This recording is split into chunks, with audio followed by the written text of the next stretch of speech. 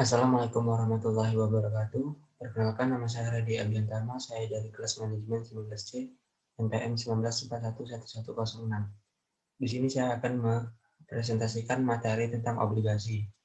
Yang pertama, pengertian obligasi. Obligasi atau bond merupakan suatu promise atau surat tanda berhutang, di mana peminjam dana setuju untuk membayar bunga dan pokok pinjaman pada tanggal tertentu kepada pemegang obligasi. Yang kedua, obligasi merupakan salah satu macam surat berharga yang diperjualbelikan di pasar modal. Yang ketiga, secara umum surat obligasi setiap lembarnya haruslah mencantumkan nilai pari par value, biasanya mulai dari 1 juta. Yang keempat, nilai pari atau nilai yang akan dibayar oleh penerbit obligasi kepada pemegang obligasi saat jatuh tempo.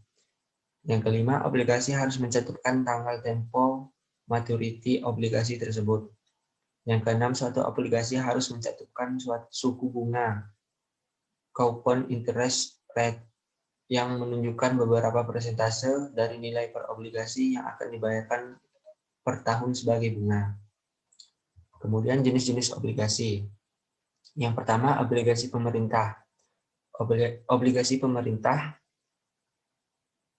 adalah obligasi yang diterbitkan oleh pemerintah suatu negara dalam denominasi mata uang negara tersebut. Obligasi pemerintah dalam dominasi valuta asing biasanya disebut obligasi internasional. Yang kedua, obligasi perusahaan.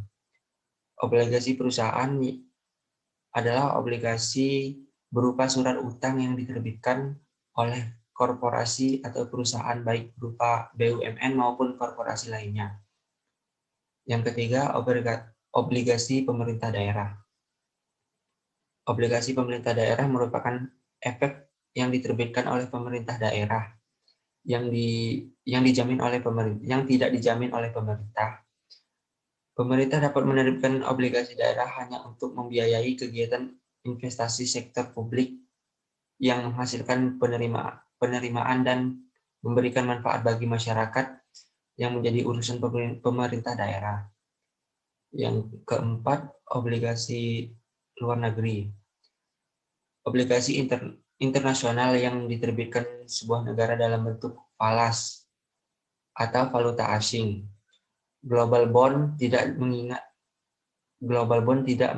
mengikat seperti pinjaman resmi, namun berbeda halnya dengan utang pemerintah dari negara-negara pendonor. Kemudian jenis obligasi berdasarkan kupon bunga. Obligasi dengan tingkat suku bunga tetap. Obligasi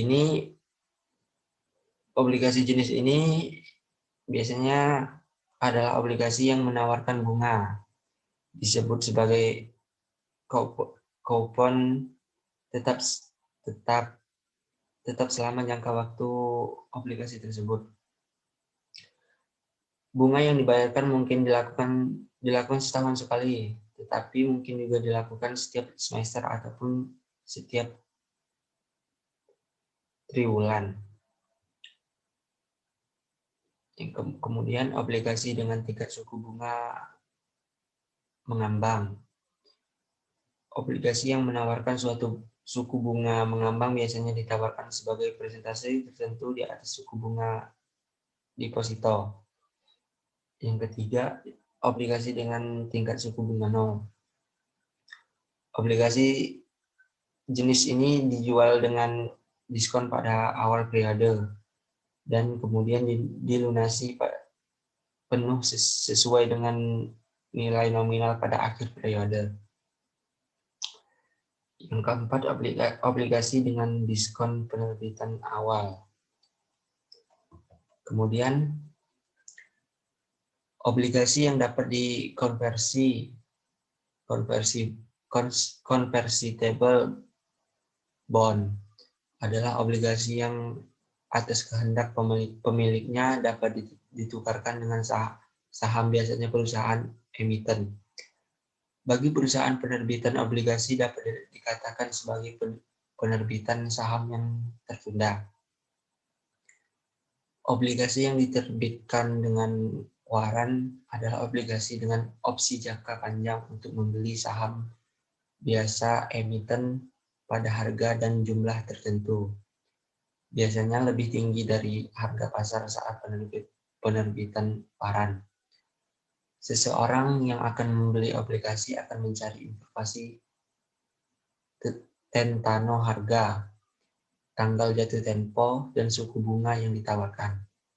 Informasi ini gunanya untuk menentukan nilai imbal beli yang biasa disebut atas obligasi tersebut. Imbalan hasil obligasi dihitung dengan 3 cara, yaitu imbalan hasil saat jatuh tempo, yield to maturity. Yang kedua, imbal hasil saat penebusan, yield to call.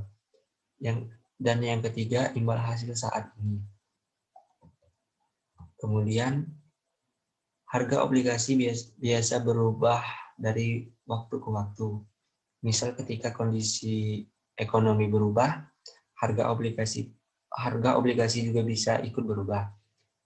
Ketika tingkat suku bunga naik, biasanya harga obligasi akan turun. Risiko yang dihadapi oleh pemegang obligasi adalah risiko tingkat bunga dan risiko gagal bayar. Obligasi akan memberikan peringkat oleh lembaga pemerintah yang diakui seperti Mood Standard dan Fur S&P dan di Indonesia adalah PT Perindo. Peringkat tertinggi adalah AA dan terendah adalah D.